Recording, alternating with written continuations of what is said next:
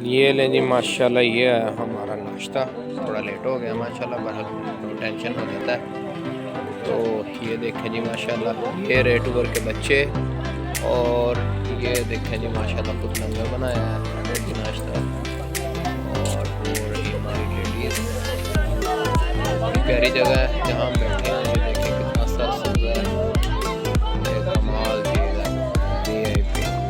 ये हमारा जहाज़, और ज़बरदस्त ये अहमद साहब आ गए। ये जी माशाल्लाह प्रिंसिपल हमारे स्कूल के बच्चों की खिदमत कर रहे हैं।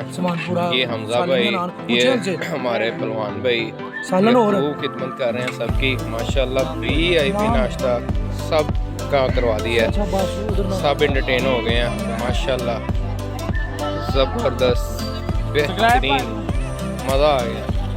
वो हमारी लेडीज़ बैठी हैं, वो भी बैठी हैं, जैसे बाग वाला सिस्टम है माशाल्लाह। ज़बरदस्त, सब भाइयों की कावश है जी। ये हमारे भाई बार बार पानी लेकर आ रहे हैं, इनका भी शुक्रिया जी माशाल्लाह। ज़बरदस्त।